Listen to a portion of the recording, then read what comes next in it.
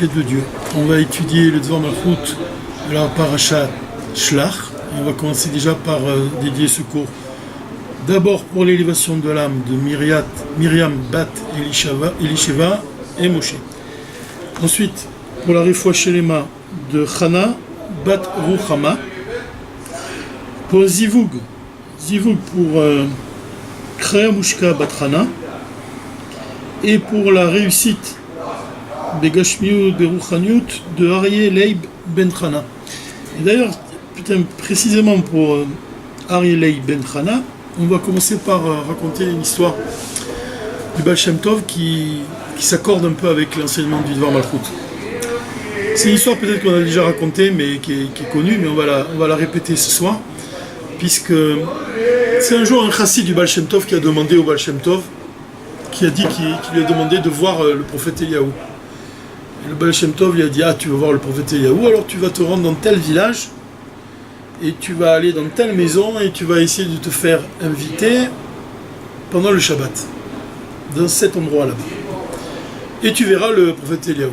Alors la personne, le chassid, il s'en va un peu avant Shabbat, et puis il arrive dans le village, il cherche la maison que lui a indiqué le Baal Shem Tov, il trouve la maison, il tape à la porte et puis il voit une famille très pauvre, comme ça il voit une femme avec ses enfants qui sont vraiment dans le besoin. Il leur dit: est-ce que je pourrais passer Shabbat, vous pouvez m'inviter à passer Shabbat chez vous et je m'occupe de tout. Je m'occupe d'acheter des chalotes, je m'occupe de trouver un bon poisson, de trouver un peu de viande et tout. Je m'occupe d'apporter de bonnes choses pour Shabbat, simplement j'aimerais que vous m'invitiez à Shabbat. Alors la dame est dit avec plaisir et les choses se passent ainsi. Le chassid il va chercher des chalotes, il leur prépare vraiment de très belles séoudotes pour le Shabbat, et tout le Shabbat le chassid il attend comme ça impatiemment de voir Eliyahu Hanavi. Alors il va à la synagogue, il étudie l'après-midi, et puis il passe le Shabbat dans cette maison avec cette famille, et pendant tout le Shabbat rien ne se passe, il ne voit pas Eliyahu Hanavi. Alors il est de retour à Mezibouche, et il va chez le Baal Shem Tov, il lui dit: j'ai passé un très bon Shabbat, mais j'ai pas vu Eliyahu Hanavi. Alors à ce moment-là, le Baal Shem Tov lui dit: ah, tu l'as pas vu, c'est vraiment, tu n'as pas vu Eliyahu Hanavi? Il dit non. Alors il dit: alors si vraiment tu veux le voir, vraiment retourne cette semaine, Shabbat prochain, tu retournes dans la maison où tu es allé et tu verras Eliyahu Hanavi. Alors le chassid, il ne désespère pas. Le Baal Shem Tov, il lui a certifié, tu connais l'histoire ou pas, non? Il lui a certifié qu'il verrait Eliyahu Hanavi, donc il retourne dans cette maison. Et au moment où il arrive près de la porte, et il tape à la porte, même pas avant de taper à la porte, il entend comme ça un des enfants qui dit à sa mère: maman, qu'est-ce qu'on va faire Shabbat? On n'a rien. Comment on va passer Shabbat? On n'a même pas de quoi acheter une challah, rien du tout. Comment on va passer Shabbat? Et la maman répond à son enfant, elle lui dit: t'inquiète pas mon fils, on doit avoir la Emouna. Regarde, la semaine dernière, Dieu il nous a bien envoyé Eliyahu Hanavi. Comme ça, il lui dit. Alors peut-être que cette semaine, il va venir encore une fois chez nous. Donc cette histoire-là, elle est bien explicite, quoi. Qu'est-ce qu'on doit comprendre à travers cette histoire? Le Baal Shem Tov, en fait, il a fait comprendre à son chassid que Eliyahu Hanavi, il était en chacun d'entre nous. Eliyahu Hanavi, il y a Eliyahu Hanavi en chacun de nous. C'est un peu dit dans le Tanya, quelque part, quand on dit que on a tous une étincelle de Moshe Rabbeinu, et même le Rabbi il explique que, en fait, ces étincelles, on a tous une étincelle du Mashiach qui est en nous. Et cette étincelle, on doit la dévoiler. Donc, en fait, on peut chercher loin ce qui se trouve en fait tout près, et c'est ça la déclaration de la Torah, que l'Admorazaken il s'en est servi pour fonder son livre, le livre du Tanya. C'est la chose est proche de toi, dans ton cœur et dans ta bouche, pour l'accomplir. C'est-à-dire la chose est proche de toi, c'est l'étincelle du Mashiach qui est en toi. C'est-à-dire c'est le Eliyahu Hanavi qui est en toi et que tu dois rechercher. Et c'est lui qui va te donner les moyens de te délivrer, puisqu'on sait que la Géoula, elle passe d'abord par une Géoula pratique, une Géoula personnelle. Ensuite, on parvient à la Géoula vraiment générale, quoi. Donc en fait, c'est ce conseil qu'on peut donner justement à Aryeh Leib Ben Chana. de chercher en lui ce niveau-là. Parce que ce niveau-là, il est en chacun d'entre nous, même pour Chayamushka Batrana, qui sera Hachem, que Dieu lui donne un zivou. Ce qui nous rapproche toujours de notre zivou, c'est le fait d'accomplir des mitzvot. Chaque mitzvah qu'on accomplit nous rapproche de notre shidur, vraiment de l'âme qui nous est destinée. Donc là aussi, c'est aussi dévoiler l'Eliyahu Hanavi qui est en nous-mêmes. Vraiment. En plus, dans l'histoire du Baal Shem Tov, c'est précisément le jour du Shabbat. Il lui dit, va, rends-toi à cet endroit-là, le jour du Shabbat. Et on sait que l'essence de l'âme juive, elle se révèle entre Mincha et Arvit le jour du Shabbat. Donc c'est sûr qu'il y a des facilités à dévoiler ce niveau-là le jour du Shabbat. D'où l'importance d'étudier la halachot Shabbat. D'où l'importance d'étudier la partie profonde de la Torah sur le Shabbat. D'étudier le Shabbat lui-même. Donc cette histoire-là, elle parle de ce niveau de l'âme. Donc c'est l'essence de l'âme. Et ce niveau-là, il est en nous-mêmes, mais il faut savoir le dévoiler. Là-dessus, il y a un discours chassidique du Rabbi qui est intéressant, qui s'accorde avec cette histoire-là du Baal Shem Tov. C'est le discours qu'il a prononcé, donc c'est le 15 Sivan de l'année Tafnun Shin Aleph. Dans ce discours chassidique, c'est sur la paracha de la semaine dernière, Baal Otecha.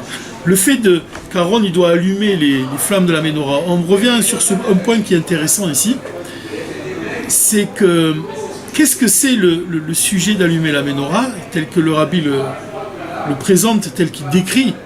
Le fait d'allumer la Ménorah, c'est de dévoiler la nature de l'âme. C'est-à-dire que l'âme, de par sa nature, elle désire s'attacher à Dieu, mais le fait que l'âme descende dans un corps matériel, ce désir de l'âme, il devient BLM, il se dissimule. Il se dissimule derrière des désirs de l'âme animale. C'est-à-dire que le désir de l'âme divine, il est étouffé, si on peut dire, par l'âme animale. Il est étouffé par des désirs qui sont grossiers ou des désirs qui sont dénués de divin. Le fait que l'homme il est attiré par des plaisirs matériels. Le fait que l'homme il va assouvir ces plaisirs-là, ça va étouffer le désir naturel de son âme divine, qui est de s'attacher à Dieu. Et en fait, le fait que Aaron il vient allumer la Ménorah, ça signifie, tel que le Rabbi l'explique, qu'il vient réveiller la nature de l'âme divine. Il vient réveiller ce désir de l'âme divine de s'attacher à Dieu. Et qui est donc, comme on a dit, étouffé par le désir de l'âme animale d'assouvir des désirs grossiers, des désirs du corps, des désirs qui sont dénués de divin. Donc en fait, il vient révéler, comme ça, Aaron à Cohen. On est en train de parler d'Aaron à Cohen, on explique qu'Aaron à Cohen, quand on dit qu'il allume les flammes de la Ménorah, c'était le sujet de la paracha de la semaine dernière, il vient réveiller le désir naturel de l'âme divine de s'attacher à Dieu. Parce que on a expliqué que l'âme divine désire s'attacher à Dieu, mais qu'est-ce qui l'empêche réellement de s'exprimer dans le corps? C'est l'âme animale qui vient là, avec ses désirs grossiers, ses désirs, comme on a dit, dénués de divin. L'homme il regarde par terre, il regarde la terre, il regarde tout ce qui est... Il va assouvir des plaisirs qui expriment pas l'attachement à Dieu. Au contraire, c'est l'attachement à ce monde. C'est pour ça que le Rabbi Rachab explique que la perception de l'âme animale, c'est l'homme il recherche la perception matérielle, un plaisir qui est matériel. Alors que l'âme divine elle-même, elle a une perception du divin. Le juif, en fait, dans sa nature, il recherche à percevoir le divin. Donc, Baal Otecha, quand Dieu il donne l'ordre à Moshe d'ordonner à Aaron d'allumer les flammes de la Ménorah, il veut dire que Aaron il a pour devoir de réveiller le désir de l'âme divine. Ça, de réveiller le désir naturel, la nature de l'âme divine, de réveiller ce désir profond qui est dissimulé en lui, qui se cache en lui. C'est ça la mission d'Aaron. Comment il y parvient? Comment il parvient à réveiller ce désir? C'est par la Torah. c'est l'étude de la partie révélée de la Torah, des halachot, c'est-à-dire de l'ordre divin, on doit sanctifier la matière de ce monde, et on y parvient au moyen des mitzvot. C'est par l'application concrète des commandements divins qu'on sanctifie ce monde et qu'on éveille le désir de s'attacher à Dieu. Et le désir de s'attacher à Dieu, de ce désir découle notre désir de faire de ce monde une demeure pour Dieu. Maintenant, si on étudie encore plus profondément la Torah et on étudie la partie profonde de la Torah, on va éveiller ce désir-là, mais de manière encore plus profonde. Ça, c'est une chose qui est importante. C'est-à-dire qu'on peut très bien obéir à la Torah de Dieu de manière superficielle, d'une certaine manière, et on peut obéir à la Torah de Dieu de manière très profonde. Par exemple, le Shabbat. Le Shabbat, c'est interdit de parler de choses profanes, comme ce qui est lié aux affaires, par exemple. C'est interdit d'en parler, mais c'est pas interdit d'y penser. Alors, les sages eux-mêmes, ils interdisent d'y penser. La Torah elle-même, l'ordre divin, il n'est pas de ne pas penser à ces choses-là. C'est les sages qui viennent et qui te disent sanctifie-toi davantage, même par ta pensée, tu dois te l'interdire. Pardon, je me suis trompé. La Torah, Dieu il ordonne de ne pas travailler le Shabbat. Les sages, ils ordonnent de ne pas penser même aux affaires du Shabbat. Mais le chassid lui-même, il va s'interdire même d'y penser. Donc chaque fois, tu vas dévoiler un désir profond. Quelque chose de... La partie profonde de la Torah, elle t'oblige à accomplir les commandements de manière profonde.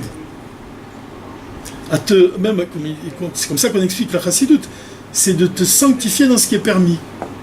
C'est pas seulement d'échapper à l'interdit, c'est d'aller l'ifne shuratadin. C'est-à-dire que même si une chose t'est permise, tu vas te sanctifier et tu vas te dire, comme il dit l'Amorazaken, il a dit ce qui est interdit est interdit, et ce qui est permis est inutile. Parfois c'est inutile. Alors, même si c'est permis, c'est pas une raison de le faire. Comme par exemple le Shabbat, le Rabbi on disait qu'il s'interdisait de boire de l'eau fraîche, même quand il faisait très chaud, il buvait de l'eau tiède.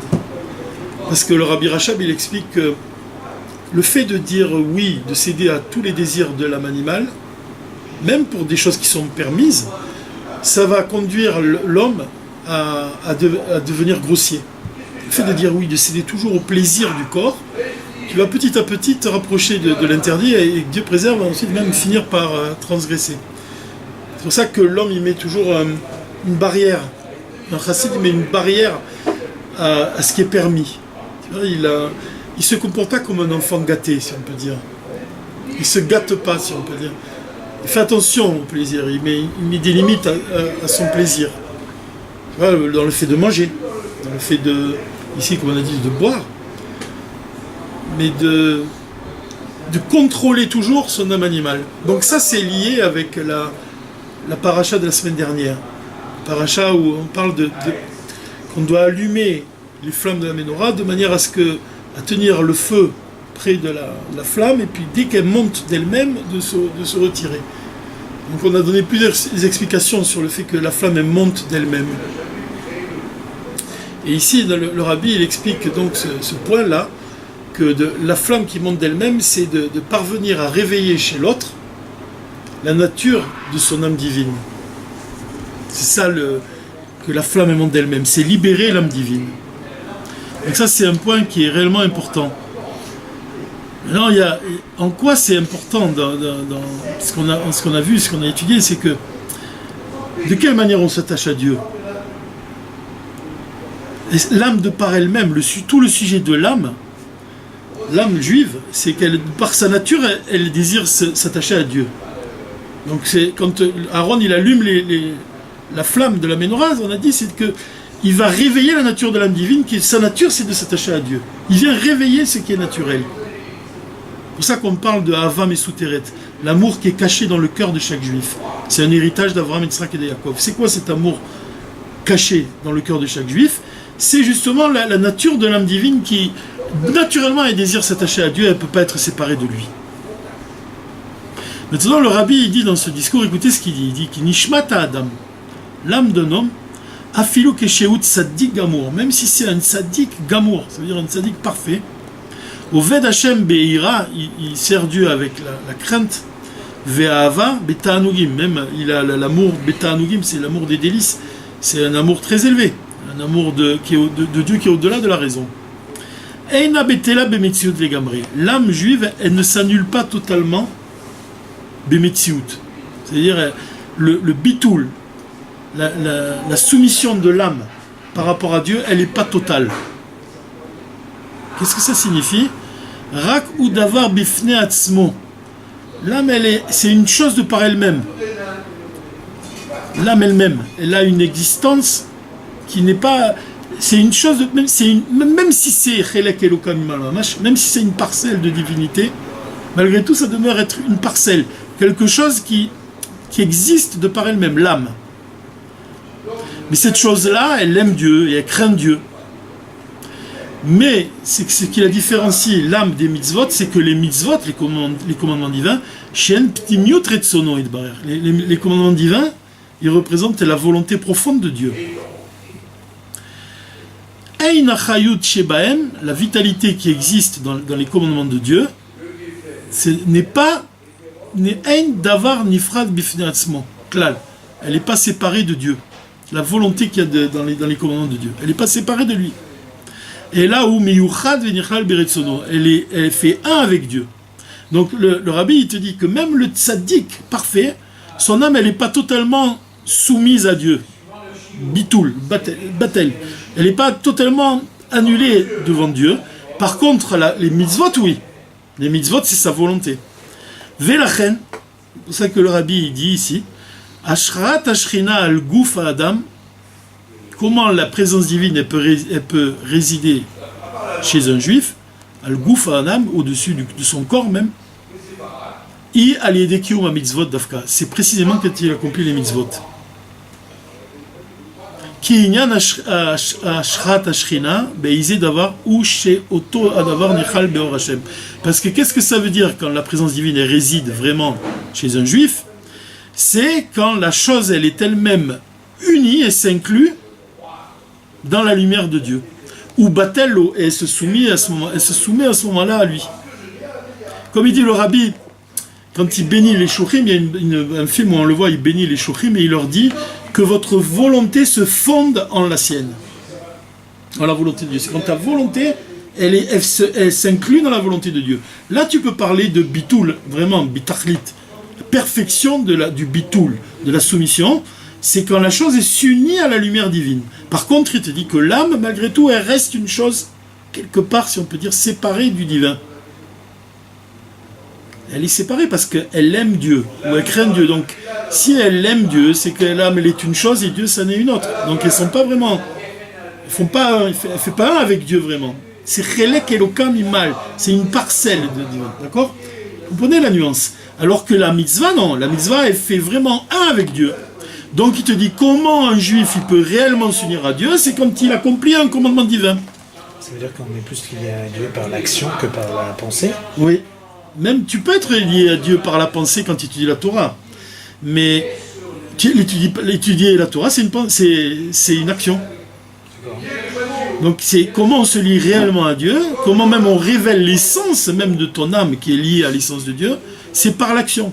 C'est pour ça qu'on dit que le Ikar, c'est le Maasé.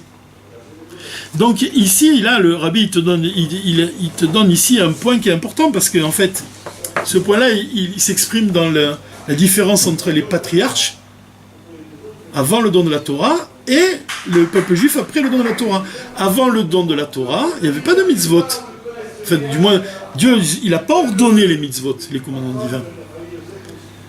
Donc, cette union-là, elle n'existait pas encore. Le bitoul, vraiment, l'union parfaite. Moi, j'ai envie de dire, le bitoul, c'est la fusion avec le divin. Comment l'âme fusionne avec le divin, c'est uniquement depuis le don de la Torah.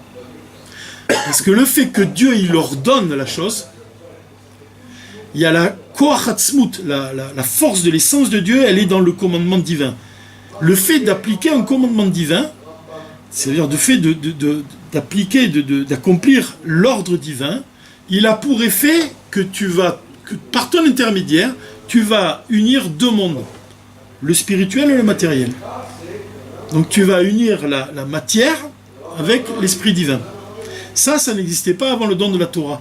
Et en fait, ici, là, le rabbi vient de te dire, c'est comment on parvient vraiment à cette union, cette fusion avec le divin. Donc c'est par l'accomplissement des commandements divins, par l'accomplissement des mitzvot. Et qu'est-ce qu'il dit? Nirchal be'or Hashem, ou batel lo, le fait de s'unir, de se soumettre, be'metziut, toute ta réalité, tu l'as soumis totalement à Dieu, par l'action elle-même. Sheaz davka shore ou mitgale, ou meir bo Hashem echad.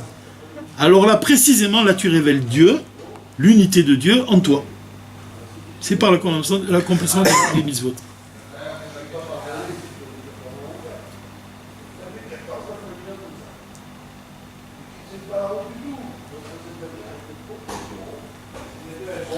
Donc ici, il dit bien bitul de Aneshama, le bitul, la fusion de l'âme avec Dieu. Mitzad atzma eino bitul betachlit. L'âme elle-même, elle s'unit pas totalement à Dieu. À partir de quand elle s'unit à Dieu? Quand elle accomplit les commandements divins, les mitzvot. Alors là, ici, le rabbi, il enchaîne, il nous dit que c'est par donc l'accomplissement de la Torah, des mitzvot, que l'âme va s'élever. Elle va s'élever à un endroit vraiment plus haut que de l'endroit d'où elle provient. Donc, en fait, la descente dans ce monde-là, la descente de l'âme dans le corps, c'est précisément pour arriver à un endroit, pour atteindre ensuite l'essence de Dieu, révéler l'essence de Dieu.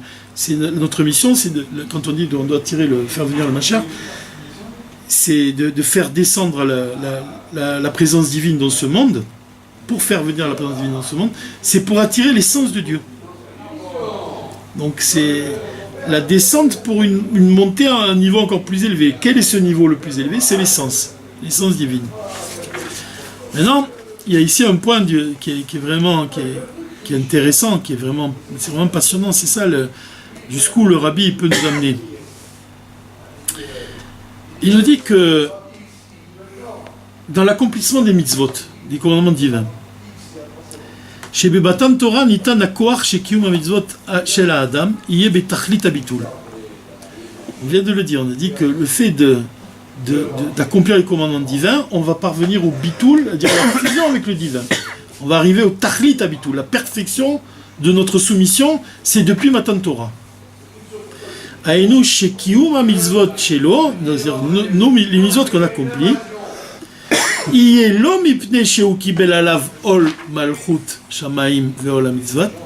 C'est pas que quand il accomplit les mitzvot, pourquoi il les accomplit? C'est pas parce que il a reçu sur lui le joug divin,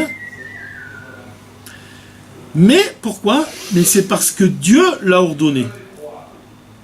Dieu a ordonné Gozer alav liot kefiat tzivui. Ou que me voir belikut Torah benogal et asarat adibrot chez Nehemru bematan Torah. Quand Dieu il dit les 10 commandements, et ve'al dererze ou benoga kol atzivim shel Torah, et donc les 10 commandements, il dit la même chose pour toutes les mitzvot de la Torah, c'est les commandements de Dieu. Dieu il t'ordonne d'accomplir la chose. Chez Nehemru belashon sivui, ils sont dit, qu'est-ce que c'est Dieu qui ordonne? Vegam belashon atid, et même la shon futur, c'est dit au futur. Tu respecteras, c'est la chose, c'est au futur. Écoutez ce qu'il dit le rabbi, qui a dit Bouratzmo, la parole de Dieu elle-même, décrète, Gozer à la dame, elle décrète que l'homme et le monde, et elle le force à être ainsi. Le rabbi dit que la parole de Dieu, elle t'oblige à agir ainsi, et elle oblige le monde à se conduire ainsi. Donc ça dépend pas de l'homme lui-même, c'est ce que tu fais, c'est parce que Dieu te l'ordonne. C'est-à-dire c'est la volonté de Dieu. Veillez Shlomar. Alors, écoutez, ce point-là, il est vraiment essentiel parce qu'on va arriver à notre paracha justement. Que le plus qu'il y a dans le bitul, la soumission qu'un juif il ressent parce que Dieu il lui ordonne, en comparaison au bitul, à la soumission que lui-même il a décrétée. C'est-à-dire quand l'homme, tu sais, quand on parle de Kabbalat Ol Shamaim, quand on dit quoi? On dit que l'homme, il prend sur lui le joug divin. Ça veut dire quoi? Qu'il décide lui-même, il décide de se soumettre à la volonté de Dieu. Donc ça dépend de lui, ça dépend de l'homme lui-même, ça n'implique pas Dieu lui-même, ça implique que l'homme. Quand l'homme il décide sur lui de faire la Torah, d'étudier la Torah, d'accomplir les mitzvot, c'est sa décision, c'est sa propre décision. Les fiches habitul des Kabbalat Ol ou aliédé chez ou Kibel Alav. C'est quoi le Kabbalat Ol? C'est quoi de recevoir le joug divin? C'est quand l'homme lui-même il décide de devenir un serviteur de Dieu, de devenir un serviteur du roi des rois. Et même plus que ça, le rabbi te dit que le bitoul, la soumission d'un esclave par rapport à son maître, Gam, Keshe Unolad Eved, même quand il naît esclave, c'est lié avec sa metsiout, avec sa réalité. C'est-à-dire que le sujet d'un esclave, c'est que il est lui-même, il se considère lui-même comme quelque chose. C'est quoi cette chose-là? Il est l'esclave de son maître. Donc il est une chose, il est une metsiout, il est une réalité. Mais le bitoul dont on a parlé, quand c'est Dieu qui ordonne la chose, c'est différent. Ça ne dépend plus de ta décision à toi. Ou l'homme la Adam, ça ne dépend pas de l'homme lui-même. Et là, que le monde ne peut pas être autre chose que ce que Dieu il a décrété. C'est-à-dire qu'il y a deux niveaux de soumission. Il y a quand l'homme lui-même il décide de se soumettre à Dieu, et il y a quand Dieu il parle. Le monde il peut que se soumettre à Dieu. Quel est le plus fort des deux? Évidemment c'est le deuxième, c'est quand on dit que Dieu il parle. Ça c'est un bitoul qui est supérieur. Et c'est quand il parle, c'est quoi? Quand il ordonne. Et qu'est-ce qu'il ordonne? Il ordonne les mitzvot. Et comme on a dit, depuis le don de la Torah, on voit que le peuple juif, il a la possibilité d'unir le divin avec la matière de ce monde. Donc c'est supérieur à leur situation, elle est supérieure à celle d'Abraham, Yitzhak et de Yaakov. Parce qu'ils ont le pouvoir de faire de ce monde matériel une demeure pour Dieu.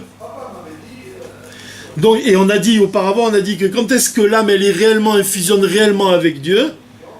C'est ce qu'on a dit, c'est quand l'homme c'est par le moyen des mitzvot, parce que comme on a dit, l'âme elle-même, elle peut pas, elle est pas dans une fusion parfaite avec Dieu, tant que l'homme il n'accomplit pas les mitzvot. À partir du moment où il accomplit les commandements divins, l'âme elle fusionne avec Dieu. Il dit ça c'est le but même, la perfection de l'âme, c'est quand elle fusionne avec Dieu. On est d'accord là-dessus? Excusez-moi, juste une question par rapport à ce que vous dites. Plutôt, on pourrait dire le contraire, c'est-à-dire que la première hypothèse est plus forte, puisque c'est l'homme en fait qui choisit d'être bitoul par rapport à Hachem, etc. Ouais, c'est vrai. La première, Dieu ordonne, mais les hommes ils respectent pas. Ouais, donc c'est la première, c'est vrai. Première partie. Il y a quelque chose qui est vrai dans ce que tu dis. C'est que même on le voit, c'est que quand l'homme lui-même, ça vient de l'homme, c'est plus élevé que quand ça vient de Dieu. Quand ça vient de l'homme, quand ça vient d'un travail de l'homme, c'est plus élevé.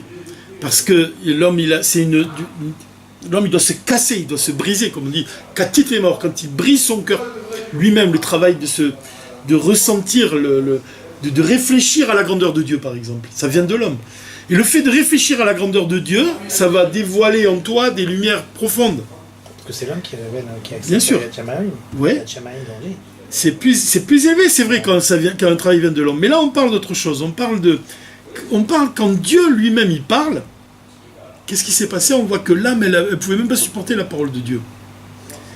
Il y a un niveau du divin qui est, quand il se révèle, que l'homme, il n'a même pas la force de pouvoir supporter la parole de Dieu. L'âme, elle a quitté le corps. À tel point que les enfants d'Israël, ils ont demandé à Moshe, ils ne voulaient plus entendre, ils voulaient que seulement lui, il entende et il lui répète la parole de Dieu. Donc ça indique une soumission totale de l'âme. C'est-à-dire quand l'âme, elle retrouve sa source. Et c'est vrai qu'il y a un point de l'âme qui est totalement lié, enraciné dans l'essence divine, c'est l'essence de l'âme. L'essence de l'âme, elle est enracinée dans l'essence divine. Ça veut dire qu'elle elle fusionne avec le divin. Maintenant, ce que tu dis, c'est vrai, dans la mesure où toi, tu te casses pour réveiller ce niveau-là. Mais cette fusion-là avec le divin, elle existe déjà. Elle est en toi. C'est que l'histoire qu'on a racontée avec Eliyahu Vachem Tov. C'est-à-dire qu'il y a un endroit qui est en toi, que ça ne dépend pas de ton travail, c'est la nature même de ton âme. C'est que l'essence de l'âme, elle est enracinée dans l'essence divine.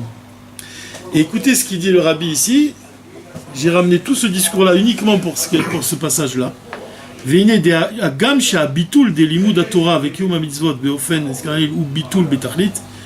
Le fait d'étudier la Torah, le fait d'accomplir les mitzvot, ça va te permettre à ton âme de fusionner avec le divin. Mikol makom shevan chez Israël, comme Israël et Dieu font un. Israël, Dieu et la Torah font un. La chen bitul ze eno sholel et mitziutam. C'est pour ça que cette soumission de l'âme, elle n'exclut pas la réalité des Juifs. Et la hadraba, zegoufa ou mitziutam, c'est la réalité d'un Juif. Qu'est-ce que vous avez compris ce qu'il veut dire? Il veut dire qu'il y a un point de l'âme juive qui fusionne avec le divin. C'est-à-dire que ce point-là de ton âme, toi-même tu fusionnes avec le divin, ça veut dire que c'est bitul bemetziut. C'est-à-dire que toi-même tu n'as même... On essaie d'expliquer, on pourrait dire que toi-même tu n'as pas conscience de ta propre existence, puisque ta propre existence c'est Dieu. Toute ton existence c'est Dieu, puisque tu fusionnes avec lui. Donc toi-même tu es lié avec Dieu à tel point que tu n'as pas de conscience même de ta propre existence. Mais d'un autre côté, c'est en respectant les commandements de Dieu qu'on atteint un certain niveau de liberté. Justement, on dit que le Hérout, c'est le fait de soumettre à Dieu. Ouais. Mais là, là, je te parle d'un niveau plus élevé.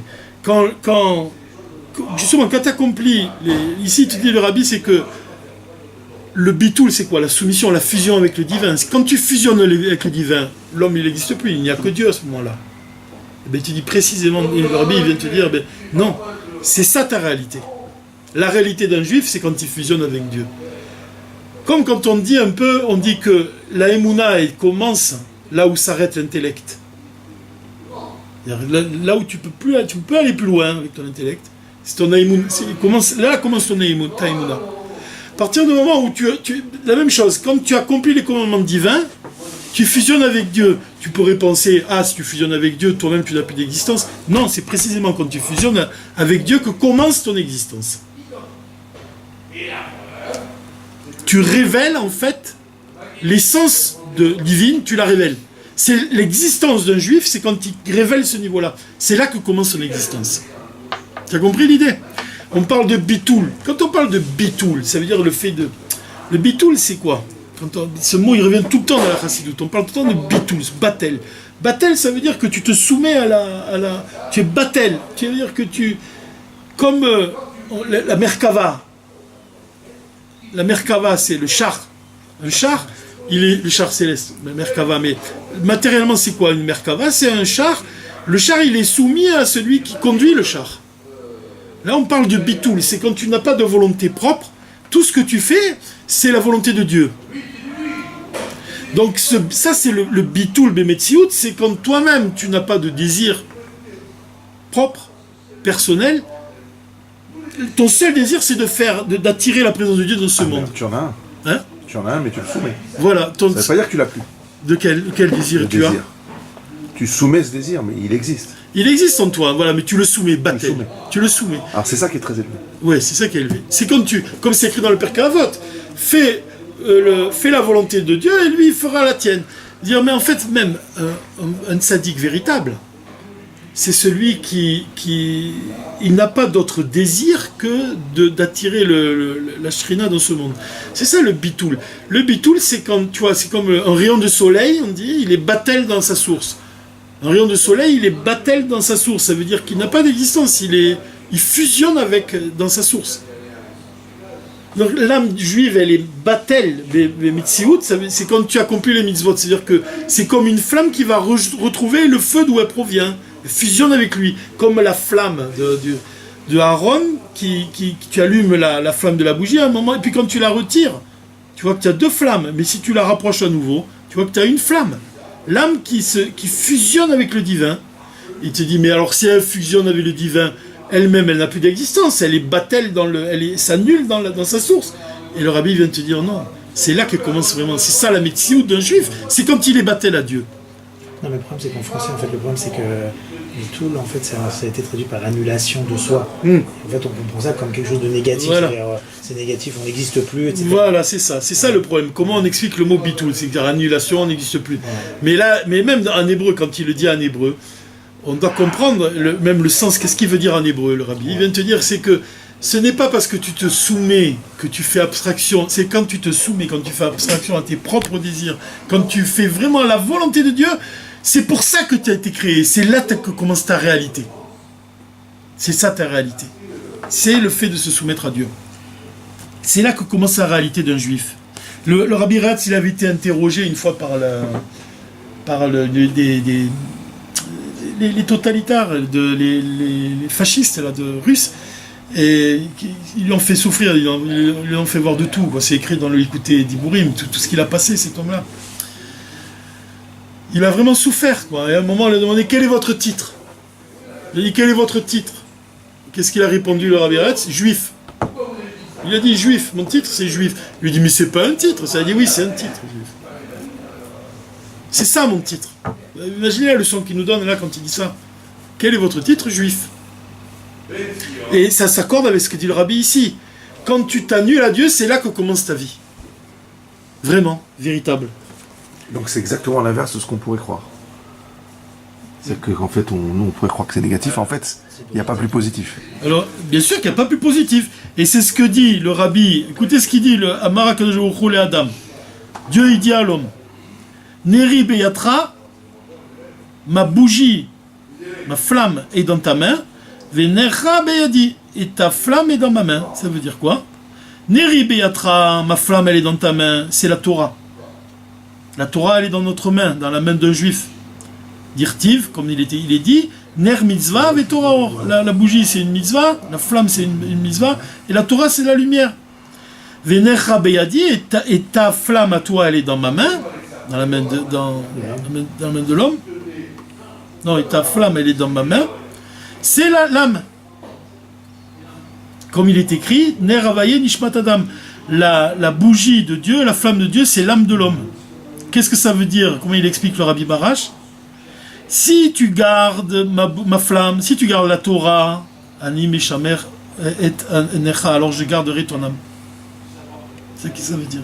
Tu gardes ma Torah, je garde ton âme. C'est lié avec tout ce qu'on a dit. Le fait de je garde ton âme, ça veut dire que la flamme elle monte d'elle-même.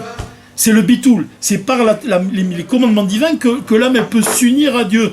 Et c'est quand l'âme est unie à Dieu que commence ta vie. Donc c'est quelqu'un qui cherche sa voie, tu vois. Il n'y a pas de voie finalement. Le juif il n'a pas de voie. Il n'a qu'une voie, c'est celle-là. Je dis ça pour ce qu'on a dit au tout début du cours. C'est-à-dire qu'une personne qui cherche sa voie, dire la voie d'un juif, c'est celle-là. Maintenant, ça s'exprime dans tel sujet ou dans tel sujet. C'est pour ça que chaque fois que moi, ça m'arrive que quand je dois parler à un enfant, et que j'essaie de lui expliquer l'importance des commandements divins, je le fais à l'envers. Je lui dis, qu'est-ce que tu aimes dans la vie? Alors il me dit, j'aime le foot. Alors je dis, tu veux réussir dans le foot? Alors accroche-toi à la chassidoute. C'est parce que tu seras un chassid que tu seras un bon joueur de foot. C'est connais-le dans toutes ses voies. Ça veut dire c'est parce que tu auras l'esprit profond, que tu auras une autre vision du monde et que ça s'exprimera dans tous les détails, dans toutes les formes de ce monde. Donc ce sujet-là, en fait, il existe dans notre paracha, la paracha Shlach. La paracha Shlach de cette semaine, on va dans ce Shabbat, Moshe il envoie les 12 explorateurs sur la terre d'Israël pour visiter la terre d'Israël et pour revenir et pour motiver les enfants d'Israël à rentrer en terre d'Israël, leur dire à quel point la terre elle est belle et à quel point elle est bonne. Après la lecture de la Torah, on lit la Haftara. Dans la Haftara, on lit la Shichut des 2 shluchim que Yehoshua il a envoyés en Israël. Yehoshua il en envoie 2, pas 12, il en envoie 2. Le Rabbi il explique quelle est la différence entre les 2 Shichut, entre celle de Moshe et celle de Yehoshua. Dans le Dvar Malchut, il explique la différence entre les deux. Chez Dvorah. Hein? Dans la Dvorah, dans l'Haftara. Dans l'Haftara. Dans l'Haftara qu'on lit juste après, après la paracha de Shlach. Et en fait, il y a ce sujet-là, en fait, c'est les différences qu'il y a entre ces deux chiffres, c'est la différence qu'il y a entre le chiffre 2 et le chiffre 12. Et c'est intéressant parce qu'on a étudié dans la route souvent l'opposition qu'il y a entre les chiffres. Quand on parle de Hanouka, par exemple, on parle du chiffre 7 et du chiffre 8. On dit que le chiffre 7, il représente la menorah qui est dans le Beth Amikdash, et le chiffre 8, c'est la menorah qui est dans la maison juive, qu'il y en a une de plus. Et on explique que le chiffre 7, il représente, c'est quoi? Tu sais ce que c'est? La nature. Et 8, c'est ce qui est au-delà de la nature. Et cette science aussi de l'humanité. Aussi, puisqu'on dit que 7, en fait, il représente les 7 jours. Les 7 jours de la création. Alors que le chiffre 8, c'est ce qui est au-delà de ce monde. Donc, le chiffre 7, il représente ce monde. Le chiffre 8, il représente ce qui est au-delà de ce monde. Le chiffre, on a vu aussi cette opposition la semaine dernière entre le chiffre 5 et le chiffre 7. On divise la Torah en 5 livres, le Chumash en 5 livres. Mais des fois, on divise le livre Bamidbar en 3. En 3 livres. Ça fait qu'on peut diviser aussi la Torah en 7 livres. Et on explique que les 7 livres, ils correspondent aux 7 branches de la Ménorah. Et on dit que 5, ils représentent le divin, alors que la Torah, le divin de la Torah, et le chiffre 7, on a expliqué la semaine dernière, qui représente la Torah telle qu'elle descend dans ce monde.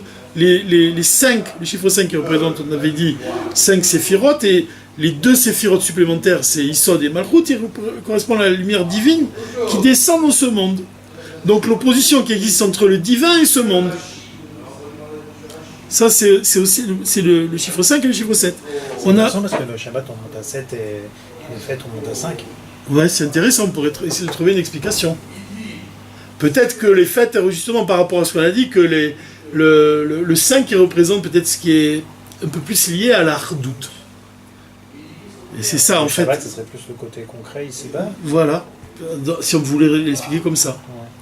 Mais ici, on a le chiffre 7. Et on a le chiffre 2 et le chiffre 12. Qu'est-ce que ça signifie? Chiffre 2 et le chiffre 12. Alors, le rabbi, il explique.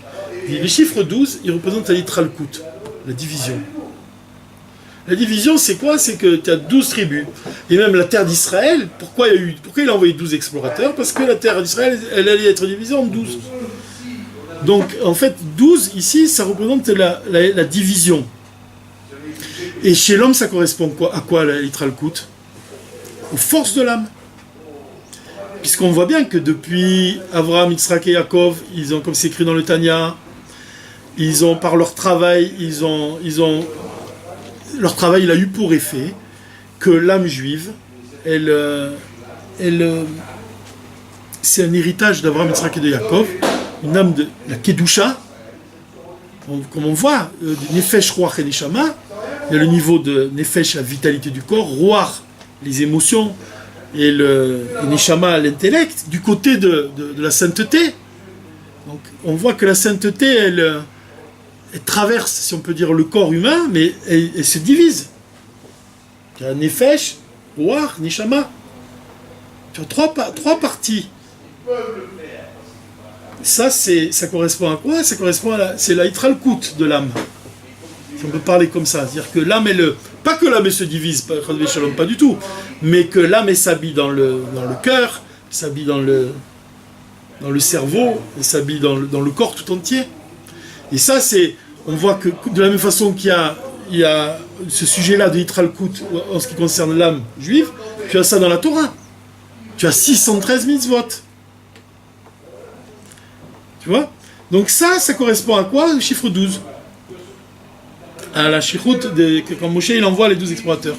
Maintenant, quand on parle de la shirout de Yeshua, on voit c'est le chiffre 2.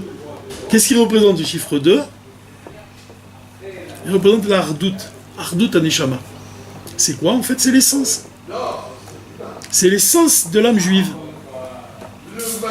Ça, c'est indivisible. L'essence de l'âme, la pshitout de l'âme. C'est-à-dire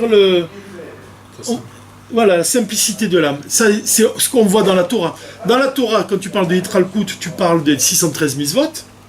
Et quand tu parles de hardout dans la Torah, c'est la connaissance d'un Dieu unique. c'est s'attacher à l'étude de Hachem Echad. Donc tu vois que la shirout de Moshe et la shirout de Yoshua, elle représente la partie de l'âme qui s'habille dans le corps et la partie de l'âme qui ne s'habille pas dans le corps.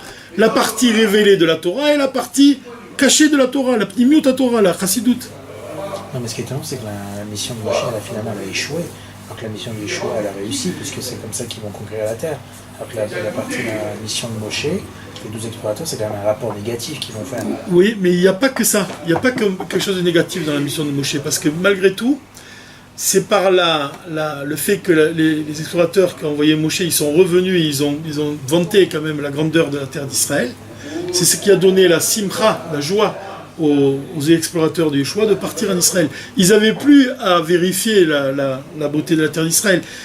La mission des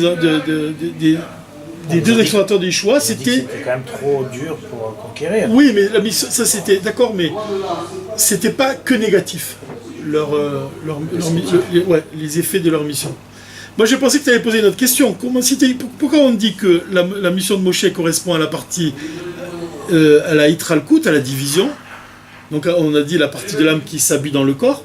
Et la partie de Yoshua, la mission de Yoshua, elle représente l'ardoute, c'est-à-dire l'essence de l'âme. Est-ce que Yoshua est supérieur à Moshe? C'est ça la question qu'on aurait pu se poser. Et en fait, on peut peut-être répondre, le rabbi ne parle pas de ça dans Malchut, mais on peut répondre comme ça peut-être, on peut dire comme ça les choses. C'est que Moshe représente le soleil, alors que Yoshua il représente la lune. Ça. Et en fait, dans les séphirotes, on explique que la lune, c'est la séphirote de Malchut. Séphirote de Malchut. Elle représente la lune parce que toute la lumière de Malchut, c'est la lumière qu'elle reçoit des séphirotes qui sont supérieures.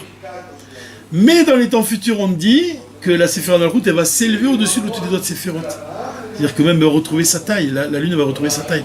C'est pour ça peut-être que le Yoshua il représente la Hardout, la Neshama. C'est-à-dire que pour le moment, l'essence de l'âme, elle est cachée, donc elle est vraiment en BLM, on la voit pas, on la ressent pas. Tout notre travail, c'est de la révéler. En fait, le rapport qui existe entre Moshe et Yoshua, c'est exactement le rapport qui existe entre le rabbi et le chassid. C'est-à-dire que même le chassid, il a la possibilité de faire un chidouche. Et même c'est ce que le rabbi, il attend. Quand le rabbi il demande à ses chassidim, il demande à tous les peuples, à tous les enfants d'Israël, il nous dit qu'on a tous un devoir de faire des chidushim. C'est dans ce but, c'est parce que la séphira de Malchut, dans le temps futur, elle va s'élever au-dessus de toutes les autres séphirotes. Donc on doit se préparer à ce niveau-là. C'est pour ça que Yoshua il fait arrêter le soleil. Oui, c'est possible de dire ça aussi. Pourquoi il fait arrêter le soleil? Ouais, c'est exactement, c'est pas mal comme idée. C'est une belle idée. C'est-à-dire qu'il a le pouvoir de comme on dit que le Baal Tshuva, il peut arriver à un niveau que le tzaddik il peut pas arriver. Donc peut-être ça s'exprimerait par le. Tu devrais l'écrire ça. Ça s'exprime par le fait que le soleil il arrête sa course. Il peut rien devant le Baal Tshuva. Maintenant il y a aussi autre chose qui est intéressant, c'est de voir que les deux explorateurs de Yeshua, leur mission elle se faisait en silence. Alors que les explorateurs de Moshe, ça se faisait dans le bruit, ils n'avaient pas peur de se montrer même. Et en fait, ça aussi, ça correspond à cette idée-là. C'est que le silence, ça convient bien à l'essence de l'âme.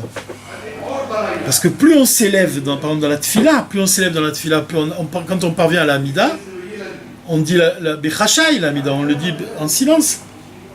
Et pourtant, l'amida représente quoi? Le bitoul. La fusion avec le divin, c'est quand tu es dans le palais devant Dieu. Et quand tu es devant Dieu, c'est quoi en fait? C'est le lien de l'âme avec Dieu. Si tu révèles l'essence de l'âme à ce moment-là, dans la Hamida. Et ça, c'est le silence. Ça, c'est la mission des explorateurs de Yoshua. Une autre idée que le rabbi donne. Celle-là, elle n'était pas du rabbi, celle que je viens de dire, le silence. Mais celle-là, elle vient du rabbi. Il nous dit que quand on parle des explorateurs de Yoshua, on dit le mot anashim.